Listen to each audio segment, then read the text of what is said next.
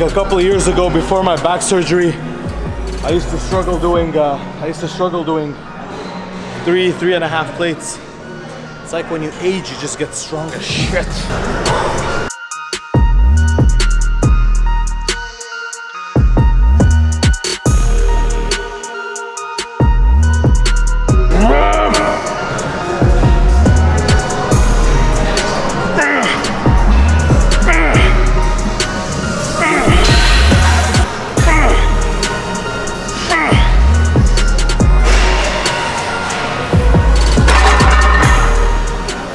Four plates. And that's after they opened my spine up, man. We'll get into that.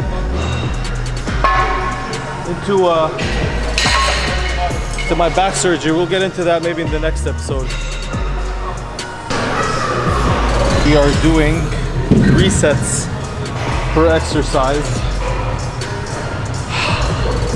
Usually it's because the less sets I do, the heavier I'm going, usually. And I'm focusing more on intensity than volume, which is a mistake in my case. I'm not supposed to do that because of my back surgery. But there's that drive that always kicks in.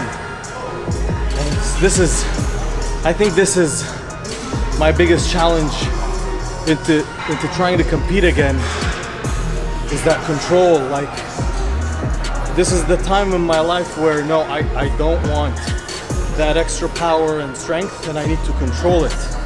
So I need to be focusing more on movement, repetitions, volume, and try to control that urge to, you know, savagely go all out in the weight and in the intensity.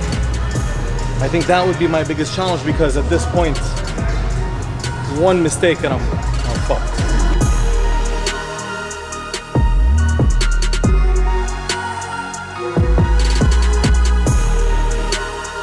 How do you feel working out your back after having back surgery?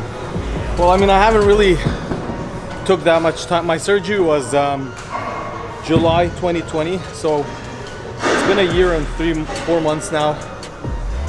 A year and 5 months since. I started working out about 4 months after my surgery, so it's not that I haven't stopped working out. It's just the feeling of working out with a purpose that's different now. Because the last year and a half, I'm not used to working out without just kind of a goal. And most of the time, there had to be that very, very little motivation where I'm just working out to just stay in shape. And I thank my habit for that, because there's a habit of working out, and that's why it's so important for people to create habits and not rely on motivation. Motivation will not always be there. In fact, more often than not, you are unmotivated to do what you want doing. But you need to create habits.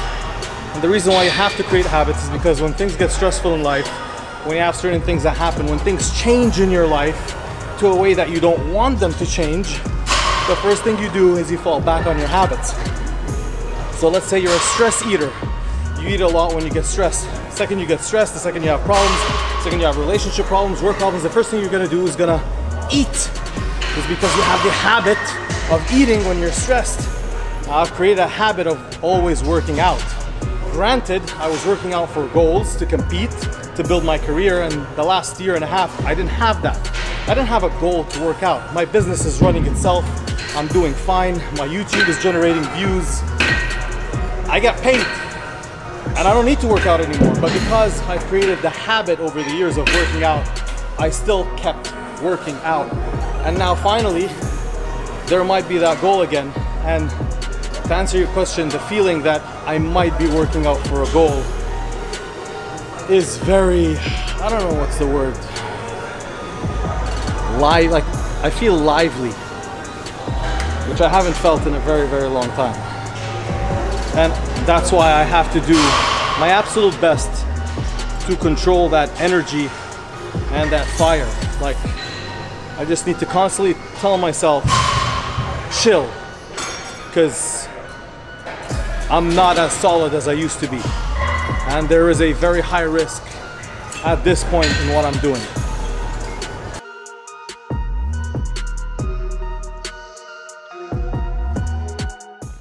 We're wearing wearing the same shoes. So the YouTube and the coaching company kind of push each other. So I just kind of vlog my life. Like, it doesn't have to be workouts. I did a blood test today earlier. I vlogged that, for example. Really? Yeah. Yeah, I haven't competed in 2 years, so. Like, how does that go? Like, you just like, it's like how heavy you could lift? No, it's just consistency. It's kind of like brick by brick. But the competition itself. Oh, like no. So I'm the guy that they oil up and wears the Speedos. It's like depends on your muscle definition. Oh, Yeah. okay, not actually like. No, not that's lift. powerlifting. You're thinking powerlifting competitions. Sorry. Yeah, bodybuilding is like we're all wearing those little male You know, thongs. all All tan. tan, yes. Okay. I do that. Yeah, those things. Yeah. Can you show us? No, that's a little embarrassing on the spot. Follow him so I can. Yeah. The Durrah. Durrah, yeah. The Durrah. Yes.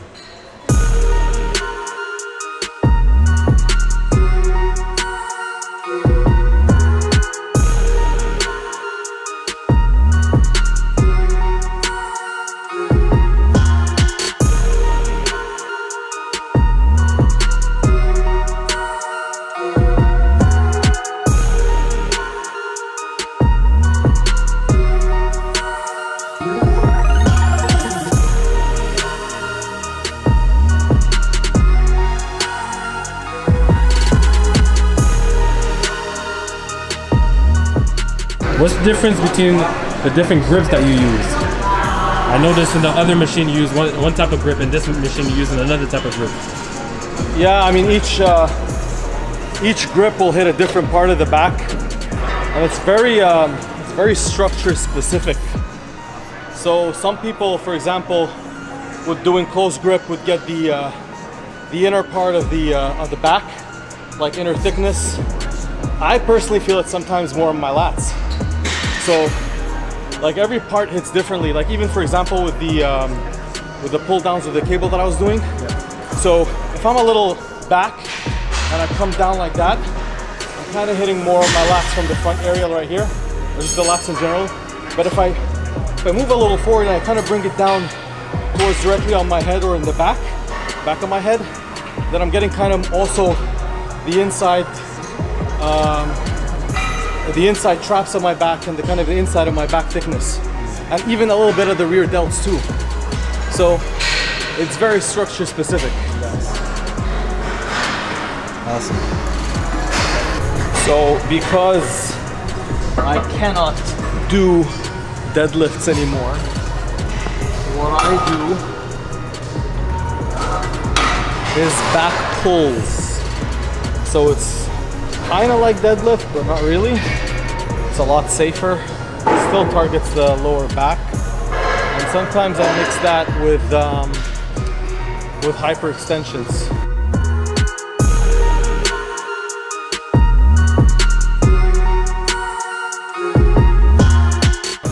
So how is back pulls safer than deadlifts?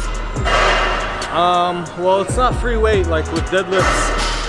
You know, you kind of depend more on your core to stabilize everything, whereas the motion is kind of fixed, and like there are these little hinges at the bottom that kind of you know, put a stop to where the weight's gonna go down, so you're not also pulling it from the ground up. So I think it's those factors that kind of make it a lot safer. Also, like, it's a fixed machine, the motion is fixed. Some would argue that because the motion is fixed, it's not safer because your body doesn't necessarily adjust or adapt to the motion that it's fixed in. Yeah. Whereas with deadlift, when you lift, your body is adjusting accordingly to the lift. But here you're kind of restricted to where these two bars kind of go. You have to adjust to the machine. For me, it works. So that's why I do them. Nice.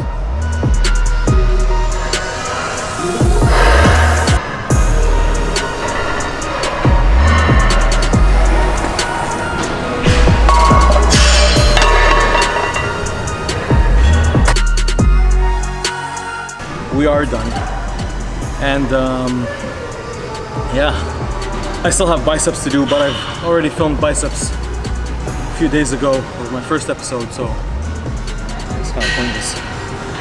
And yeah, man, that's it. Don't forget to subscribe and follow my Instagram page. Get a customized program. Link is in the description box. And I will see you all on the next episode, hopefully with my blood report, and we will find out if I am good to go or not. Because the